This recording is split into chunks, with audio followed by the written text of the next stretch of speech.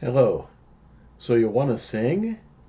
Well, a lot of us can remember the little skit from the middle of Monty Python, The Holy Grail. Prince Herbert, his father wanted him to marry this one girl, and he says, "I don't want to do that." And his father says, "Well, what do you want to do?"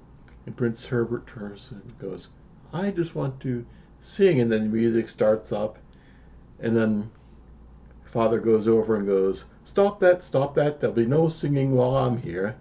And maybe you're underdeveloped in your voice.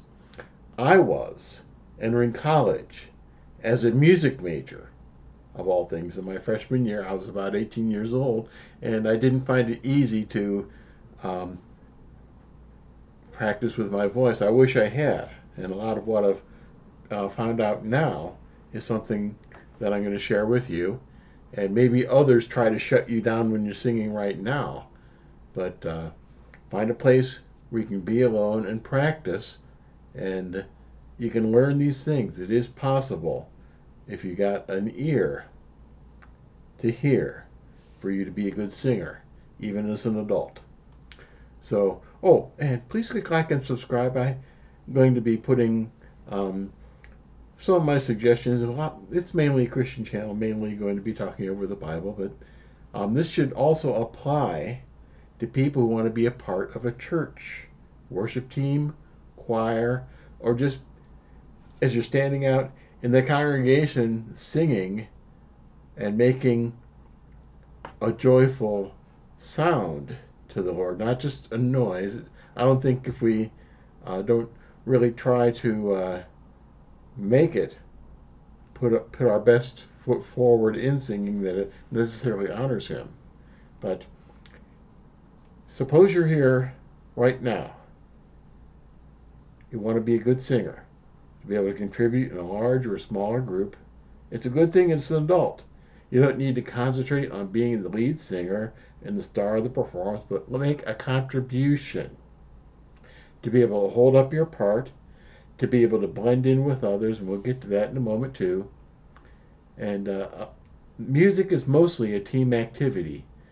Sure, there are soloists, but they start with being a part of the team, a part of the group, a part of the band, a part of the choir, so on. So you need to be able to concentrate first on making a contribution. And it's attainable, very attainable as an amateur.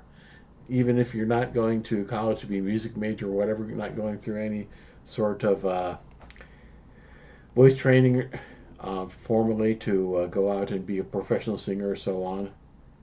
You're not trying to grab the brass ring and being the next big pop star, which the odds are heavily against you to do that. So, some of the things I'm going to be sharing with you right now are part of my own journey as going into the pastorate, some of my own journey in learning and singing. So, I had some basic habits already in place because I could always play. I play trombone. Yes, this is a kazoo. It's not a real trombone. The real trombones are in the next room, and this is just a kazoo in the shape of a trombone. It gives a little bit different sound than normal kazoo. But I could read music, bass clef primarily. I've learned how to do treble clef, tenor clef, and alto clef more with the trombone. They're not, but still, I still easily read the bass clef most easily. And as a surprise, surprise, as an adult man, I've got my voice is bass baritone, so the trombone's range is in the same range as my natural voice. So that doesn't always work out if you learn an instrument, but somehow it worked with me. And through that, I developed the pipes, the lungs, the air control, which is necessary to be able to be a good singer also.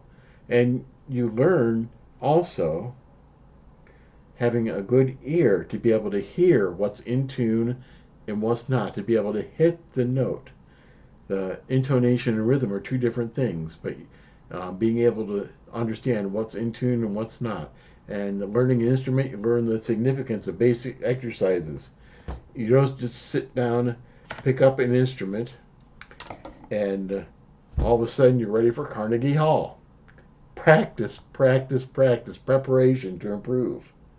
And it's possible that people may have a lot of snarkiness to you as you're still learning, but that's their problem because they probably started and failed and didn't put in what was necessary. And also, I learned how, at some point, I'm not sure how to plunk out notes on a piano. And you don't necessarily have to have, in our day and age, a piano.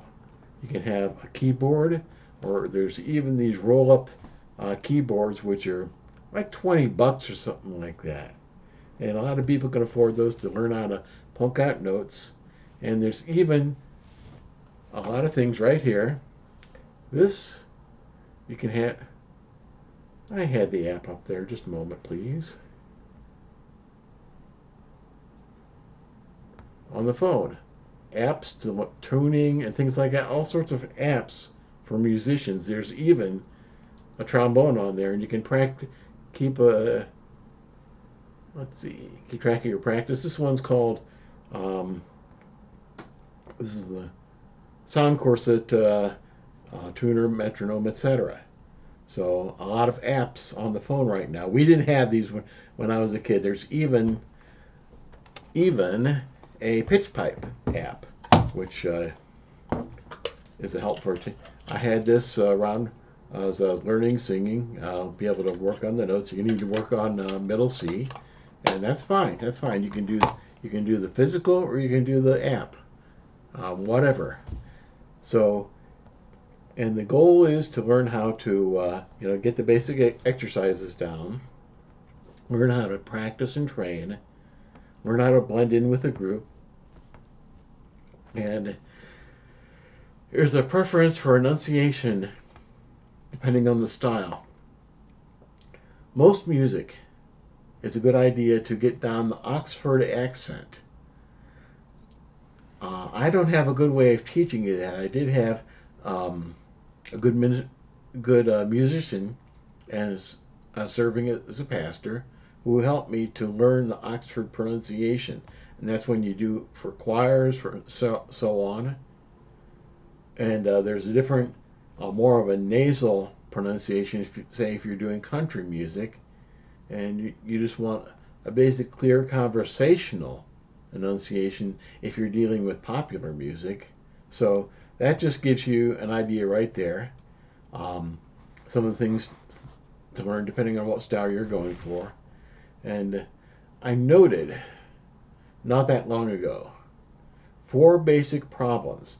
They're part of an aspiring church vocalist when serving as part of a worship team, part of a choir, and if you're going to learn how to sing, these are all challenges. I wouldn't put them down to challenges that can be overcome. Improper intonations, learning how to get the tone in your mind. Normally, if you're trying to learn sight singing, you learn with, especially if you got a man's voice, a bass voice, you learn middle C or whatever note is appropriate for whether you're alto, soprano, bass, baritone, or tenor. A middle C is usually the one that you would go for.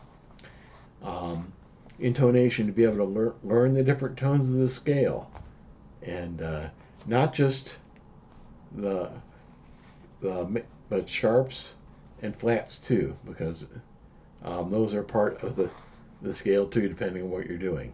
So intonation, if you're scared, anxiety, stage fright, that can deal with your intonation. But the more time you spend in front of people, the more the stage fright, the anxiety will go away. Another problem related to that is improper breath control. And that's often stage fright and anxiety related also. People haven't learned how to do abdominal breathing, which, again, learning instrument really well can help with that. I had a clarinet teacher working with me for trombone when I was in junior high, and this is one of the things which she stressed, and it's excellent for learning for being able to learn to hold out a tone, to be able to give quality, to be able to have the volume either loud or soft. You know, I've known some musicians who have only one volume range, loud, and being able to modulate your volume, change it for what's appropriate, and you're not trying to do something artificial, but any song, anything that you're singing is going to have some sort of emotional um, impact behind it. And as you're feeling the emotions for the song yourself, worship, praise for God, love for God, etc., you're going to express that, and being able to hold out a tone, to be able to have some sort of vibrato on the tone or so on. That's all related to intonation and breath control. So range 2 is something which you can work on. They call it the tessitura for what range you have. Sometimes songs get adjusted. I've seen it for worship leaders who may have an abnormally low for a man or a woman tessitura. And sometimes the congregation tries hard to keep up with that, but so try to work within the range of a normal person for whatever your range is. And again, I'm fortunate that as the bass baritone, I do have a range which does fit the vast majority of songs. But some people may not have that. They may need to work trying to sing slightly higher or slightly lower than what they normally do to be able to work with the group. And this comes into blending. A lot of people don't know how to blend very well. And if you ever listened to the Swedish musical group ABBA from the 1970s, they had the female vocalists had great blend.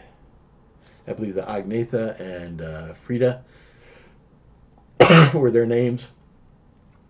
A lot of times, you know, when I first heard them, I thought they only had one vocalist way back then, and then later as they went on to some other songs, I think it was their song "Knowing Me, Knowing You," which they showed both women's vocal capabilities separately. So they blended so very well.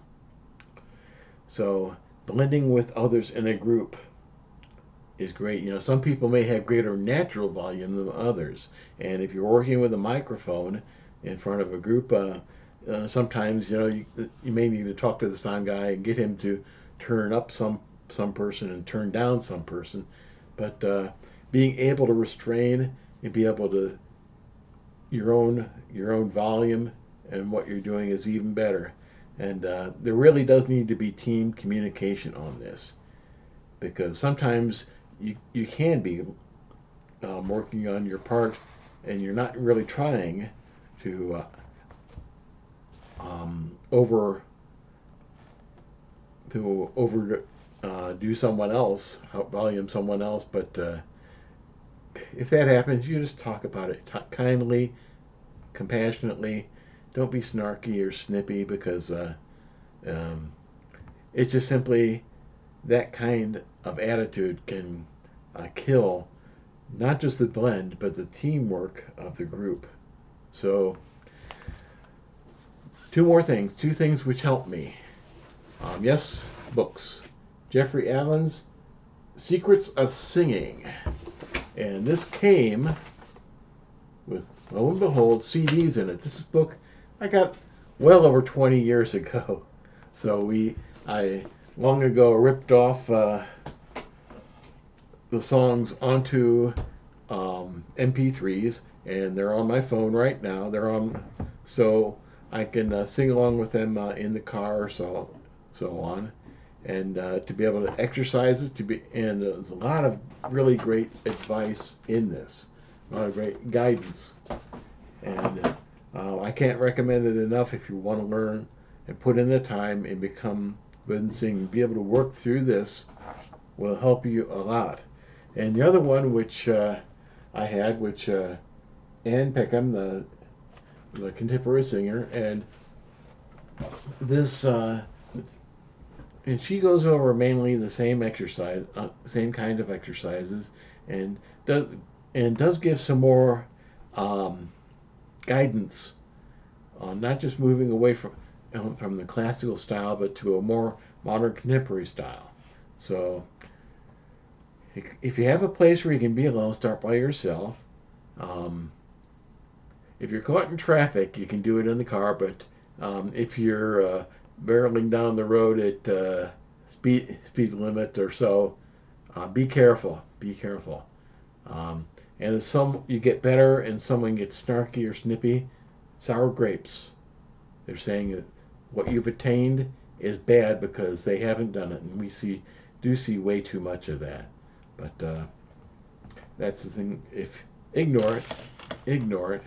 Um, and if they get really nasty about it, you may need to call them on it. But um, there, if you get better, will be people who try to bring you down because they to their level or below. But it's usually a good idea to find an adult choir or some sort of other group where you can work with a compassionate director.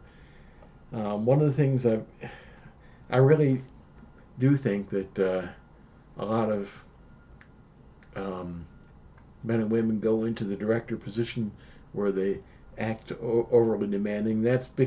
Was a strange fashion. I think it was Arturo Toscanini who, back around the 1930s, 1920s, kind of modeled demanding, angry fashion. But he was a great director, but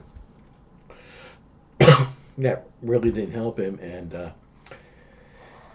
being a being that demanding, and it's perfection. You can be looking to do the best, but treating people the worst isn't a good idea. Tommy Dorsey, the great trombone player, great band leader, wondered why musicians in the band hated him. Well, it was the way he treated them. He snarkiness, um, overly um, pushing too hard too soon, perhaps, so on. So, and this right here, singing.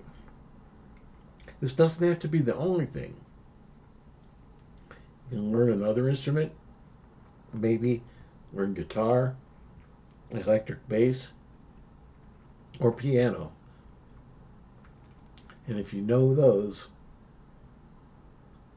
you, you can find more places for yourself that would be willing to welcome you to be a part of the team. Even drums, too. Yeah, there are a lot of decent vocalists who are good at percussion and rhythm.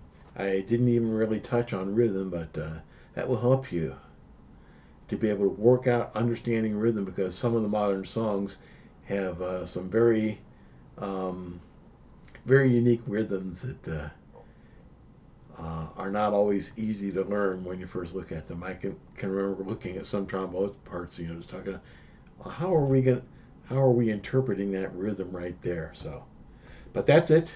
That's it. I hope this is helpful. Hope this gives you some guidance and um, go to it. We need more good voices, and if this can provide you a little help in that direction, I I've done my purpose with making this video.